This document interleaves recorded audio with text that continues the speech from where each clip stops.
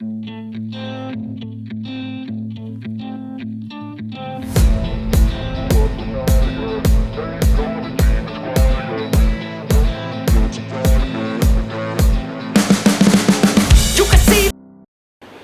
کا شکر ادا کرتے ہیں اس فضل کے لیے جو ہم پر نچھاور کیا جا چکا ہے، اس رحمت کے لیے جس کی وجہ سے آج ہم یہاں قائم و دائم ہیں، اور خداوند کی اس محبت کے لیے اس کا شکر ادا کرتے ہیں جس کی وسیلہ آج ہم اس کلیسیائی میل ملاپ میں شامل ہیں۔ عزیزو، ہم نے زبور 119 کا مطالعہ شروع کیا تھا، اور پچھلا جو مضمون تھا وہ غالباً اپریل کے ہفتہ میں تھا۔ اس کے بعد پھر ہم نے ایسٹر کے مضامین شروع کیے تھے، اور ہمارا پچھلا خاص مضمون یسایا نبی کی کتاب، اس کا 53واں باب تھا، اس کا ہم نے مطالعہ کیا، اور اس باب میں سے بھی ہم نے 5 یا غالباً 6 مضامین سیکھنے کی کوشش کی ہے۔ آئے آج ہم دوبارہ 119ویں زبور کی طرف چلتے ہیں اور زندگی بخش کلام کو سیکھنے کی کوشش کریں۔ بہت سے ایسے لوگ ہیں جو یہ سوچتے ہیں کہ چلو کوئی میرے لیے دعا کر دے، کوئی جو اچھا دعا مانگنے والا ہے میرے لیے دعا کر دے، کوئی جو بڑا خدا کے قریب ہے وہ میرے لیے دعا کر دے۔ عام سوچ ہے یہ۔ شاید جس ملک میں ہم رہتے ہیں اکثریتی آبادی بھی ایسا ہی کرتی ہے کہ وہ بزرگان کو ڈھونڈتے ہیں کہ بزرگ ان کے لیے، پیر فقیر ان کے لیے دعا مانگیں۔ لیکن کلام مقدس ہمیں یہ سکھاتا ہے کہ تھکے ماندو بوجھ سے دبے ہوئے لوگو سب میرے پاس آؤ، یعنی ڈائریکٹ میرے پاس آؤ، ڈائریکٹ مجھ سے مانگو۔ خداوند یہ نہیں چاہتا کہ ہم وسیلے ڈھونڈتے پھریں، اور اسی لیے عزیزو پریسبیٹیرین کلیسیاؤں میں کلام پر زور دیا جاتا ہے کہ آپ کلام کو سنیں، پڑھیں اور سیکھیں، تاکہ آپ خود اس قابل ہو جائیں کہ آپ اس کلام سے وہ برکات حاصل کر سکیں جس کا وعدہ خداوند نے کیا ہے، بجائے اس کے کہ ہم دوسروں کی طرف دیکھتے رہیں کہ کوئی آئے اور مجھے بتائے۔ اور پھر اس میں ایک اور بڑی خوبصورت بات ہے، اگر آپ کو کلام کی گہرائیوں کا پتہ نہیں ہے، جتنا بھی کلام مقدس آپ کو آتا ہے، ایمان کی مضبوطی کے حوالہ سے اس پر غور کرنے کی کوشش کریں۔ ایمان اگر رائی کے دانے کے برابر ہے لیکن ہے پختہ تو وہ بڑا ہی مؤثر ہے۔ کلام مقدس کو شوق سے سنا کریں، اور اگر خداوند آپ کو توفیق عطا کرے تو گھروں میں بھی ضرور اس انداز سے کلام کو سیکھیں کہ آپ اس آیت کی یا ان آیات کی صحیح معنوں میں تشریح کو سمجھ سکیں، اس تفسیر کو سمجھ سکیں، ورنہ صرف زبانی پڑھ لینا ہی کافی نہیں ہے۔ آپ کہیں جی میں نے بائبل 2 دفعہ پڑھ لی ہے، ٹھیک ہے پڑھ لی ہے، لیکن کیا کلام کی وہ آیات، ان کی وہ تفاسیر، اس کو آپ سمجھ پائے ہیں کہ نہیں؟ یہ زیادہ ضروری ہے۔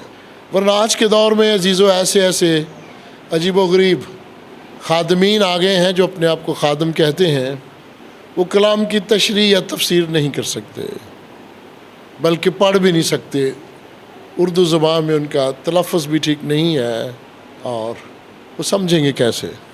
پھر دعا صحیح مانگ نہیں سکتے۔ دعا میں ساری باتیں کلام کی کرتے رہتے ہیں، خدا سے مانگتے کچھ بھی نہیں ہے۔ دعا کا مطلب ہے درخواست کرنا، مانگنا، اور وہ مانگنے کی بجائے خداوند کو بتاتے رہتے ہیں کہ تیرے کلام میں یہ لکھا ہے، یہ لکھا ہے، یہ لکھا ہے۔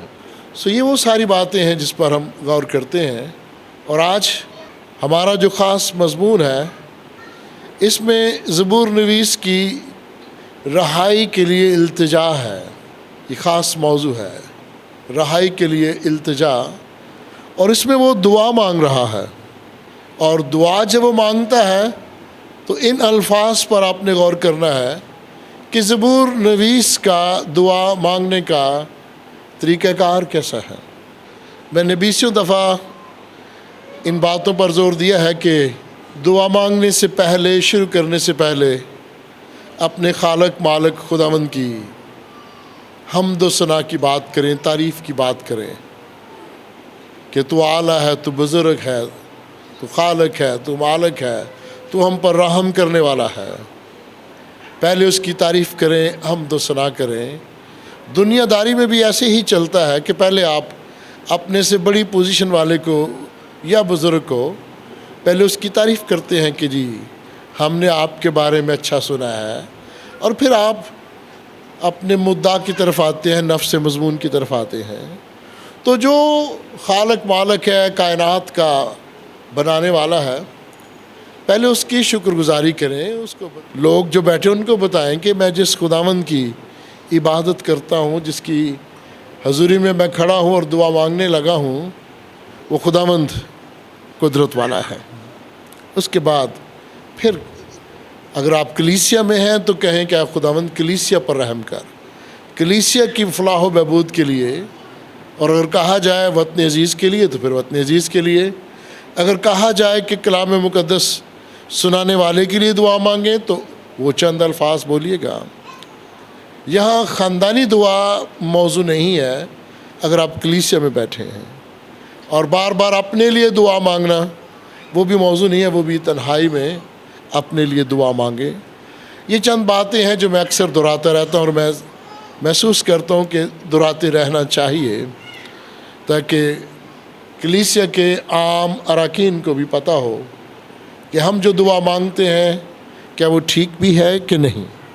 آپ جانتے ہیں اس دنیا جہاں میں رہتے ہوئے کسی سے اچھے انداز میں، اچھے طریقہ سے بات کر لینا وہ کامیابی کی علامت ہوتی ہے، اور کسی کو اپنا مدعا صحیح طور پر اگر آپ بیان نہیں کر سکتے تو ناکامی ہوتی ہے.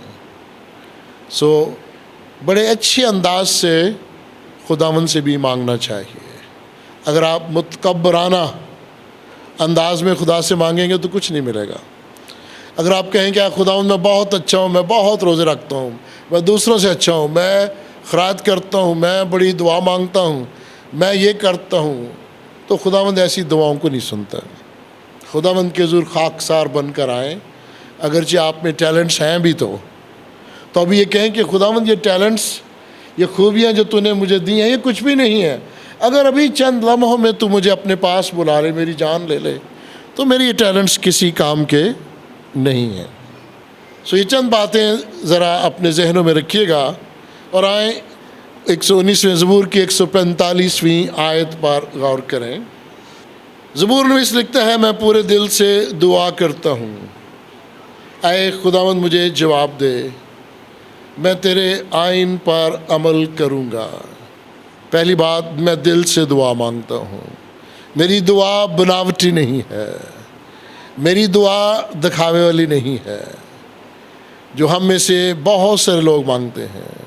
بناوٹی دعا، دوسروں کو دکھانے والی، متکبرانہ دعا نہیں ہے. میں دل سے مانگ رہا ہوں. ایک پر اعتماد دل بڑے اعتماد کے ساتھ اپیل کر رہا ہے، اور اس کے دل میں یہ خاص بات ہے کہ خداوند اس کی خواہش کو پورا کرے گا. پر اعتماد ہے، دلی خواہش ہے کہ خداوند پورا کرے، اور ایمان ہے کہ خداوند ضرور اس کا جواب دے گا. ہم 20 بار دعا کرتے ہیں اور کرواتے ہیں، اور پھر کہتے ہیں کہ خداوند پتہ نہیں میری دعا سنتا کیوں نہیں ہے. پھر یہ ایمان رکھنا چاہیے، کہنا چاہیے، کیا خداوند تو نے میری دعا کو سن لیا ہے.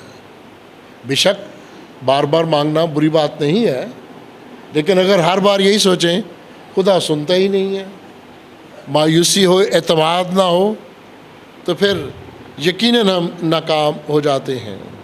146ویں آیت میں زبور نویس کی لکھتا ہے، میں نے تجھ سے دعا کی ہے. اور دعا میں مقصد کیا ہے، مدعا کیا ہے؟ مجھے بچا لے. لفظ مجھے بچا لے پر غور کیجیے گا. اور اس کے آگے کیا لکھا ہے؟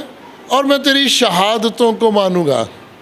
میں بھٹک گیا ہوں، میں گھبرا گیا ہوں یا میں ابلیس کی قید میں ہوں، اے خداوند مجھے بچا لے، میں مشکلات کا شکار ہوں، اور یقیناً رہائی کے بعد میں تیرے حکموں کو، تیرے کلام کو مانوں گا۔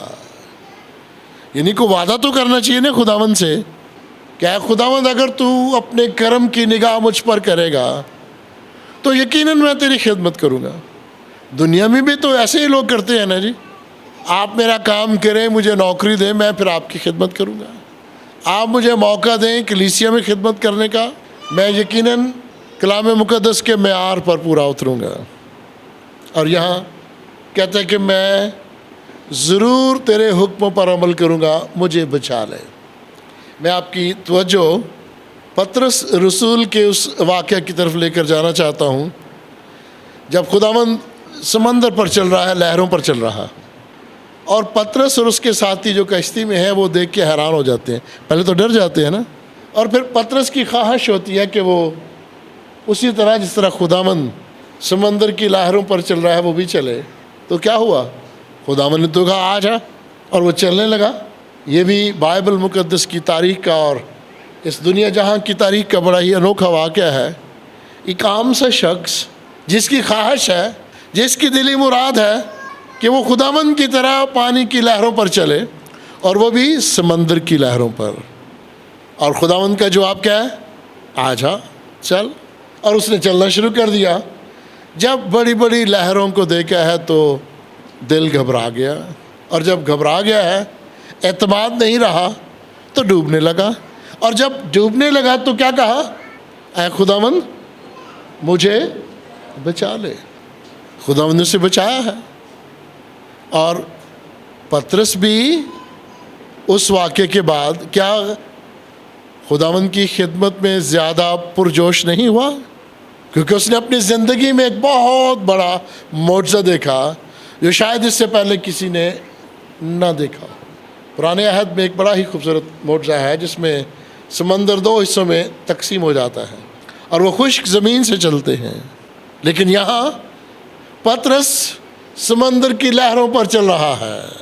نئے عہد نامہ میں خداوند مجھے اور آپ کو اور ایمانداروں کو یہ سکھاتا ہے کہ میں جو ہوں سو ہوں، میں وہی ہوں جو پرانے عہد میں تھا، اور میں وہی ہوں جو نئے عہد میں ہوں۔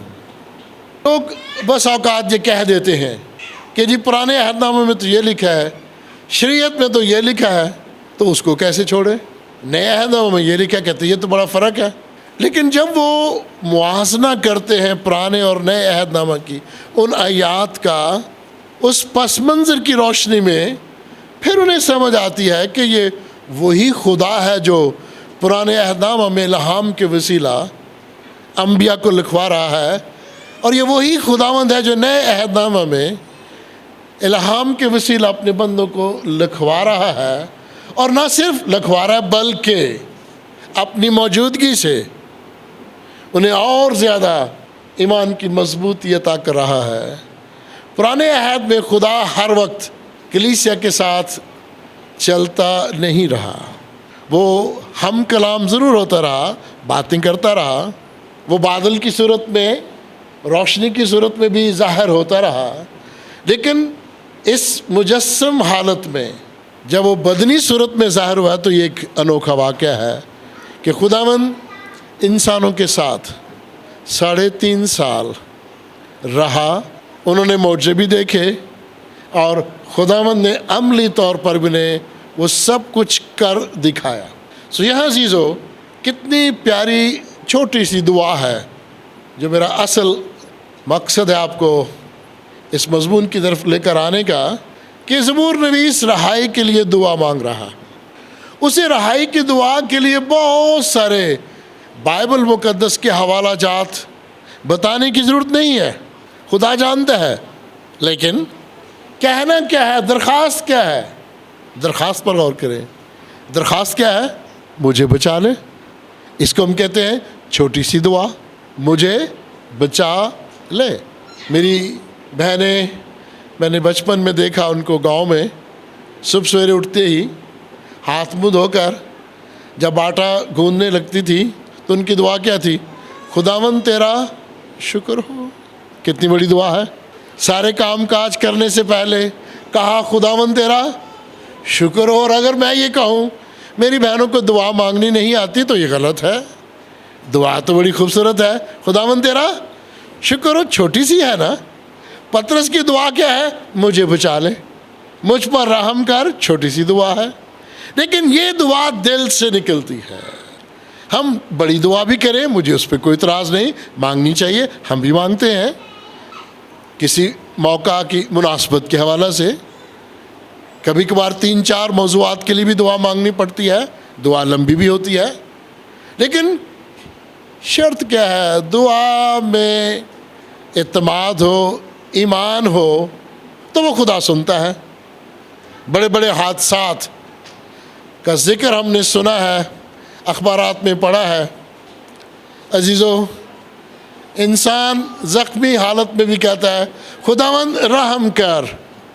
ज़ख्मी हालत में सड़क पे पड़ा है तो खुदा रहम करता है।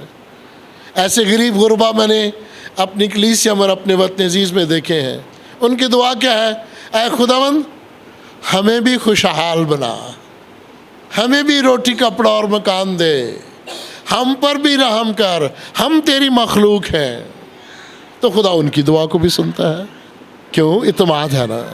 मांगने का अंदाज भी ठीक है, रहम कर। 92 ज़बूर है, उसमें एक छोटी सी दुआ और भी मैं आपके गोश गुजार करना चाहता हूँ। ये दुआ क्या है? सुबह को उसकी शफ़क़त का इजहार करना। ऐ खुदावंद तू बड़ा शफीक है, तू बड़ा रहम करने वाला है। शुक्रगुजारी की दुआ है। तू बड़ा शफीक है, तेरी शफ़क़त के लिए तेरा शुक्र हो। छोटी सी दुआ है ना, लेकिन इसमें बहुत कुछ है। खुदावंद की अज़मत को भी मान रहे हैं, उसकी बुज़ुर्गी को भी मान रहे हैं और उसका शुक्रिया भी अदा कर रहे हैं। खुदावंद तेरी शफ़क़त के लिए तेरा शुक्र हो। पतरस की दुआ, ऐ खुदावंद मुझे बचा ले। और यहाँ ज़बूर नवीस एक और छोटी सी दुआ सिखाता है 92 ज़बूर में, ऐ खुदावंद तेरी वफ़ादारी के लिए तेरा शुक्र हो। खुदावंद वफ़ादार है, वो नहीं छोड़ता। माँ बाप छोड़ सकते हैं, खुदावंद नहीं छोड़ता। और उसकी वफ़ादारी के लिए जब हम उसका शुक्र अदा करते हैं तो ये खूबसूरत दुआ है। और इन दोनों दुआओं को ज़रा अपने जहन में रखिएगा। ऐ खुदावंद मुझे बचा ले, और ऐ खुदावंद मुझ पर रहम कर, और ऐ खुदावंद तेरी वफ़ादारी के लिए तेरा शुक्र हो। फिर अजीज़ों, यहाँ ज़बूर नवीस कहता है जब तू मुझे बचा लेगा तो मैं वादा करता हूँ कि मैं अपनी ज़िंदगी तेरी गवाही के लिए बसर करूँगा। ये नहीं है कि मैं अपनी ज़िंदगी अपनी दुनवी ख्वाहिशात के लिए ख़र्च करूँगा, ये दुआ नहीं है। तेरे जलाल के लिए मैं अपनी ज़िंदगी को बसर करूँगा। और अजीज़ों, आप सब जानते हैं कलीसिया पाकिस्तान अगरचे पिछले 50 सालों में उसने तरक्की की है, रूहानी तौर पर, दुनवी तौर पर तरक्की की है, लेकिन तरक्की का मेयार अभी वो नहीं जो होना चाहिए। जिस तरह मैं अक्सर कोरियन कलीसिया की मिसाल देता हूँ कि वो भी हमारी ही तरह के लोग थे, पर रूहानी तौर पर और दुनवी तौर पर इतनी तरक्की कर गए हैं कि तरक्की याफ्ता अक़वाम में उनका नाम अब शामिल है। और वो फ़ख्र से कहते हैं कि हमारे मुल्क ने अगर तरक्की की है तो वो दुआओं के वसीला, खुदावंद यीशु मसीह के फ़ज़ल के वसीला। जब हमारा ईमान इस हद तक मज़बूत होता है कि हम हर बात में ये कहें कि ये खुदावंद की मर्ज़ी है, उसकी मर्ज़ी के बगैर कुछ नहीं होता, तो यकीनन खुदावंद हमें और ज़्यादा बरकत अता करता है। दुनिया जहाँ में जो हमें पोजीशंस मिली हैं, मुआशरा में बड़ी बड़ी, या तालीम जैसी नेमत हमें मिली है, या और तरह की जो बरक़ात हैं, उसमें माली बरक़ात भी हो सकती हैं, उसमें और ज़्यादा मैं कहूँगा गलबा है, हशमत है, सरफराजी जैसी नेमतें हैं, सारी आप जानते हैं। तो इसमें मेरा और आपका कमाल नहीं है, ये मेरा और आपका कमाल नहीं है, ये खुदावंद का فضل ہے۔ پھر عزیزو 147ویں آیت میں ایک شخص ہے جو دعا کا، عبادت کا ذکر کرتا ہے، اور وہ کہتا ہے کہ میں سورج کے طلوع ہونے سے پہلے اٹھ کر گیان، دھیان اور دعا سے اپنے دن کا آغاز کرتا ہوں۔ ایک شخص ہے جو خداوند کے بہت قریب ہے، اور اس کا انداز کیا ہے؟ وہ صبح سویرے اٹھتا ہے اور دعا اور عبادت کے ساتھ اپنے دن کا آغاز کرتا ہے۔ یہ کتنی بڑی برکت ہے، کتنا بڑا خداوند کا فضل ہے۔ مجھے یاد ہے ہم ہاسٹل میں جب پڑھتے تھے مشن اسکول میں، تو دعا سے پہلے ہمیں ناشتہ نہیں ملتا تھا، اور کتنا اچھا تھا اس دور کے لیے اور ان استادوں کے لیے۔ اور پھر اپنے گھر میں بچپن میں ہمیں یہ سکھایا گیا تھا، روٹی نہیں شروع کرنی جب تک دعا نہ مانگ لو، روٹی نہیں ملے گی جب تک دعا نہیں کرو گے۔ جب ماں باپ ایسی تربیت کریں گے تو وہ بچے، وہ بیٹے اور بیٹیاں خداوند کی قربت میں کتنا بڑھیں گے۔ ان کا ایمان تو بچپن ہی سے مضبوط ہو جائے گا نا، کہ دعا کریں گے تو روٹی ملے گی۔ اور بہت سارے خاندان ہیں دعا نہیں کرتے، کہتے خیر سل ہے، وہ تو خیر سل ہی ہے، خداوند مارتا نہیں ہے، وہ فوری سزا بھی نہیں دیتا، لیکن اس کا انداز فرق ہے انسانوں کو سزا دینے کا اور برکات دینے کا۔ عزیزو، کتنے ایسے لوگ ہیں جو اپنے بچوں کو یہ سکھاتے ہیں کہ پہلے دعا، ہاتھ نہیں کھڑے کرنے، بس اپنے دلوں میں سوچے گا۔ آج صبح میں پوچھ رہا تھا کہ سنڈے اسکول میں کتنے بچے آئے ہیں، تو مجھے بتایا گیا کہ 90-95 کے لگ بھگ۔ کتنا اچھا ہے۔ اگر اس چرچ میں 100 بچے آتے ہیں، 90 آتے ہیں، 125 آتے ہیں، تو ان کی ایمانی زندگی کی بنیاد کتنی مضبوط ہو رہی ہے۔ میں ان سارے بچوں کو اب نام بنام بھی جانتا ہوں جن کی گواہیاں ہیں کہ انہوں نے سنڈے اسکول سے بہت سیکھا ہے۔ اور میں آپ کو یہ بتا رہا ہوں کہ بچپن میں ماں باپ نے بھی یہ سکھایا، اور اس کے بعد اسکول نے بھی یہی سکھایا۔ اور کبھی کبھار ایسا ہو جاتا تھا جب بھوک زیادہ لگی ہوتی تھی نا، تو نوالا منہ میں ڈال لیا، اور ماں کی یا باپ کی آواز آئی دعا کی ہے، تو منہ میں نوالا، اور کہا خداوند تیرا شکر ہو، نوالا منہ میں ہی ہے۔ اور پھر ہمیں ایک اور تربیت دی گئی کہ چلیں کھانا آپ نے کھا لیا ہے، کھانے سے پہلے دعا مانگی ہے، اب کھانا کھانے کے بعد بھی دعا مانگنی ہے۔ یہ سارے مشن اسکولوں میں، ہاسٹلز میں ہوا کرتا تھا۔ خداوند تیرا شکر ہو، تو نے ہمیں اچھی روٹی دی، اچھی خوراک دی، پیٹ بھر کے ہم نے کھایا، تیرا شکر ہو۔ پھر ان ہاتھوں کے لیے دعا مانگتے جن کے وسیلے تیار ہوتا ہے، پھر ان وسائل کے لیے دعا مانگتے جن کے وسیلے یہ تیار ہوتا ہے۔ اور میں نے ایسے بھی بڑے بڑے بیاہ شادیوں کے پروگرام دیکھے ہیں، ناچ گانا ٹھیک ہوتا ہے، ساؤنڈ سسٹم کے لیے ڈی جے کا اچھا انتظام ہوتا ہے، اور اگر میں کہوں یار مائک دو ذرا دعا کرنی ہے، کہتے ہیں جی مائک تو کوئی نہیں۔ اتنا انتظام کیا ہے، لاکھوں کا خرچ کیا ہے، یار ایک مائک ہی منگوا لیتے وائرلیس یا لمبی تار والا، بیچارے پادری صاحب وہاں دعا کر لیتے۔ اور ایسے بھی میں نے بہت سارے پروگرام دیکھے ہیں، مائک کی بات کرنے کا موقع نہیں ملتا، کھانے پہ حملہ ہو جاتا ہے بغیر دعا کے، اور حملے کے بعد لوگ بھاگ جاتے ہیں۔ شکر گزاری کھانے سے پہلے اور کھانے کے بعد مہذب انداز میں، سلیقے سے، یہ ہمارے لیے بڑا اہم ہے۔ اور عزیزو، اسکولوں میں سکھایا جاتا تھا بائبل نہیں تو ناشتہ بھی نہیں، دعا نہیں تو ناشتہ بھی نہیں، یعنی یہ زندگی کی ایک اہم ضرورت ہے۔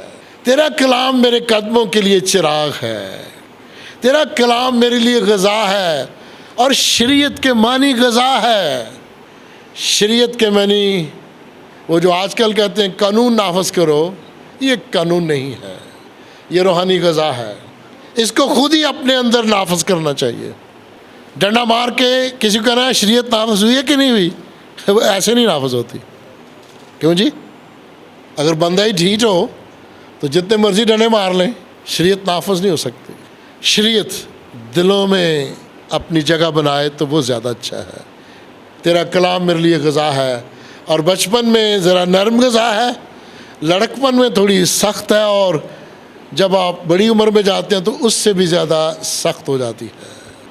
148ویں آیت میں زبور نویس لکھتا ہے کہ جب میں رات کو سوتا ہوں، خوابوں میں اور بے خوابی کی حالت میں بھی میں کلام پر غور کرتا ہوں۔ کئی دفعہ خواب میں اور کئی دفعہ خواب میں نہیں ہوتا، جاگ رہا ہوتا ہوں، میں کلام پر غور کرتا ہوں۔ اور ایسی تنہائی میں اور خاموشی میں عزیزو انسان اپنے بارے میں سوچتا ہے۔ آپ سڑک پہ گاڑی میں جا رہے ہیں، اپنی گاڑی میں یا بس میں، آپ کا دھیان بہت ساری چیزوں کی طرف جاتا ہے، دائیں بائیں دائیں بائیں، ہے نا؟ اور اگر آپ میں سے کسی کو سمندر میں بحری جہاز میں سفر کرنے کا اتفاق ہو اور آپ اس بحری جہاز کے اوپر جو چھت بنی ہوتی ہے اس پہ آ کے ذرا دائیں بائیں دیکھیں تو آپ کو آسمان اور نیچے سب سمندر ہی نظر آئے گا، اور اس وقت آپ اپنے بارے میں سوچیں گے، اور کچھ بھی نہیں وہاں دیکھنے کے لیے۔ خدا کی قدرت کو دیکھیں گے اور اپنے بارے میں غور کریں گے کہ میں کیا شے ہوں، اور خدا کی قدرت اور کائنات دیکھیے۔ یہ سمندر زمین سے بہت زیادہ جگہ گھیرے ہوئے ہیں، 3 حصے پانی ہے نا، 1 حصہ خشکی ہے نا، اور وہاں دائیں بائیں پانی، اور آپ تنہائی میں اور آپ کی توجہ ایک جگہ مرکوز ہو جاتی ہے اور آپ غور کرتے ہیں خداوند تو بھلا ہے اور تو سچ مچ دنیا جہاں کو بنانے والا ہے۔ یہ کوئی اور شخصیت نہیں ہے یا یہ کسی حادثہ سے نہیں بنا۔ خداوند تیرا شکر ہو۔ جب ہم تنہائی میں خداوند سے اپنا تعلق اور ناطہ جوڑ لیتے ہیں تو خداوند ہمیں ایسے خزانے عطا کر دیتا ہے جو کبھی ہماری سوچ میں بھی نہیں ہوتے۔ رات کو کلام پڑھنے کی ذرا کوشش کرنا تنہائی میں، اس وقت ٹیلی فون بھی آپ کو ڈسٹرب نہیں کرے گا۔ دیکھنا ذرا، کلام پڑھتے جائیں اور آپ کے یہ کیا کہیں گے، یہ لوں کنڈے کھڑے ہو جائیں گے، آنکھوں میں آنسو آئیں گے۔ خدا کی قدرت، اس کا کلام، اس کی پاور، اور آپ کو احساس ہوگا کہ میں تو کچھ بھی نہیں اور خدا کی شفقت اور رحمت مجھ پر اتنی بڑی ہے۔ اور جب خداوند کی شفقت اور رحمت مجھ پر اتنی بڑی ہے تو میں نے خداوند کے لیے کیا کیا ہے؟ کیا میں اس کی گواہی دیتا ہوں یا لوگوں کے سامنے انکاری ہو جاتا ہوں، منکر ہو جاتا ہوں؟ غور کیجیے گا عزیزو، یہ قیمتی خزانے ہیں۔ جب تنہائی میں خداوند ہمیں کلام کی اصل تشریح بتا دیتا ہے، اصل تفسیر بتا دیتا ہے کہ اس کا مطلب کیا ہے، اس سے بڑا خزانہ اور کیا ہو سکتا ہے کہ ہم خداوند کے گہرے بھیدوں کو جان جائیں، بجائے اس کے کہ بغل میں بائبل رکھ کے، بیگ لے کے کندھے پہ ڈال کے بائبل گھومتے رہیں اور تفسیر اور تشریح کا پتہ ہی نہ ہو۔ جو خزانے ہیں بائبل مقدس کے، ان کا پتہ ہی نہ ہو۔ تنہائی میں بیٹھ کے خداوند کا کلام پڑھیے گا۔ ایک شخص رات کی تنہائی اور ایک شخص صبح سویرے اٹھ کے سورج کے طلوع ہونے سے پہلے خداوند سے مانگ رہا ہے۔ عزیزو، 149ویں آیت میں لکھا ہے، ہمیں کبھی بھی اس حقیقت کو بھولنا نہیں چاہیے کہ ہم دعا کے ذریعے فوری طور پر خدا کی بارگاہ میں پہنچ جاتے ہیں۔ بہت سارے لوگ سوچتے ہیں پتہ نہیں دعا سنی ہے کہ نہیں سنی، لیکن ایمان یہ ہونا چاہیے کہ جب میں دعا مانگ رہا ہوں تو میں خداوند کی بارگاہ میں پہنچ چکا ہوں، خداوند کی حضوری میں پہنچ چکا ہوں۔ اس حد تک ایمان ہو۔ میں نے اکثر چھوٹے بچوں کو دیکھا گھروں میں، جب چوٹ لگ جائے نا تو دادی دادا اور امی ابو کیا کرتے ہیں، اوپر ہاتھ رکھ کہتے ہیں میں نے دعا کی ہے، ٹھیک ہو جائے۔ اور بچہ بھی دادا دادی کہہ رہے ہیں، ماں باپ کہہ رہے ہیں، نانی نانا کہہ رہے ہیں، وہ ایک دم اسے تسلی ہو جاتی ہے، دعا کی ہے نا، چوٹ لگی ہے، بخار ہوا ہے، ماں کہتی میں نے دعا کی ہے، سو جا تو ٹھیک ہو گیا۔ کیا خوبصورت سادہ سا مضبوط سا بچے کا ایمان اور ماں باپ کا ایمان کہ بیٹے تیرے لیے تو میں نے دعا کر دی ہے، تو ٹھیک ہو گیا، اب تو شک نہ کر، ہو گیا۔ تو خداوند کی بارگاہ میں جو دعا ہم نے مانگی ہے وہ پہنچ گئی ہے۔ عزیزو، ہم خداوند کے حضور زبور نویس کی طرح खुदावन से शफकत, रहमत, इंसाफ के लिए दुआ मांग सकते हैं।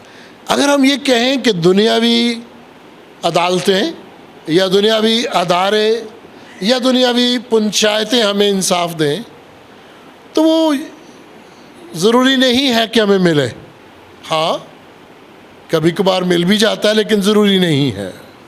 ये इंसाफ खुदावंद ही हमें हकीकी इंसाफ अता करता है। और हमारी दुआ क्या है? ऐ खुदावंद, हमारी ज़िंदगियाँ महफूज रहें, हमारी ज़िंदगियों को महफूज बना।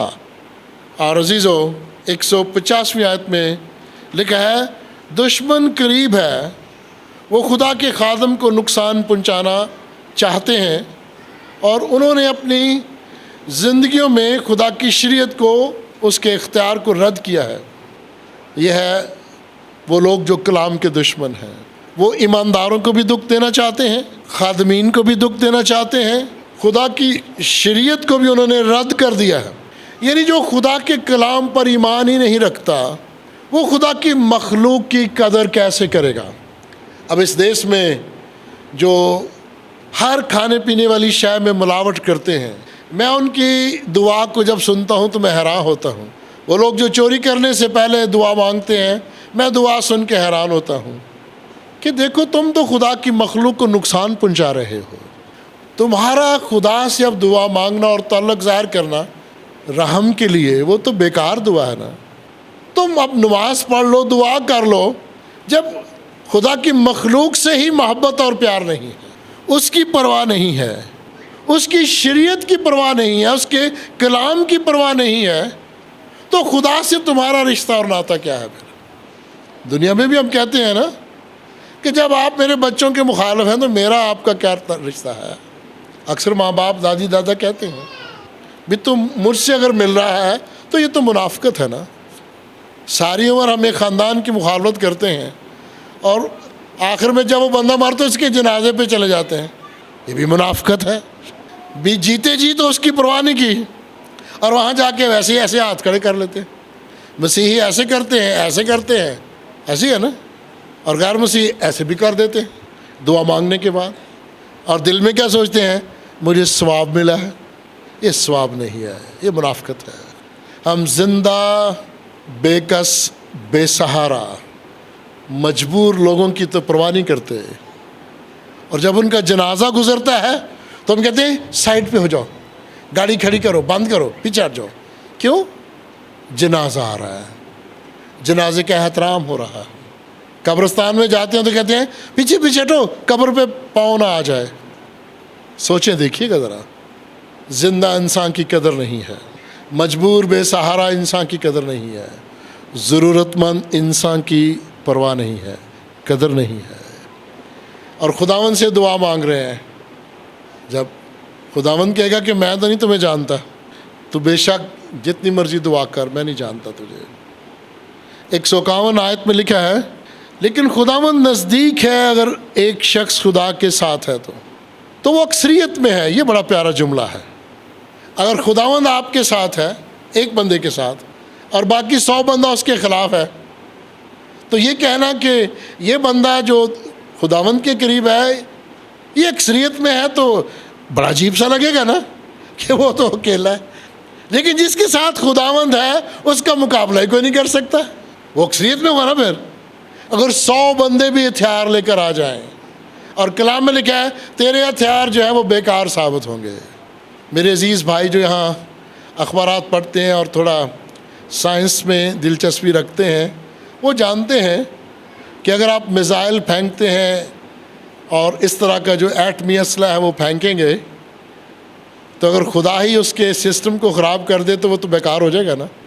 आंधियाँ, तूफ़ान, हमने अखबारात में पढ़ा, फिल्मों में देखा, आंधियों और तूफ़ानों ने साइंसदानों के बड़े बड़े मंसूबों को तबाह व बर्बाद कर दिया। अगर खुदावंद ही घर को ना बनाए तो बनाने वालों की मेहनत अबस है। और ज़बूर में इस लिखता है तेरे हथियार खुदावंद की हजूरी में बेकार ठहरेंगे।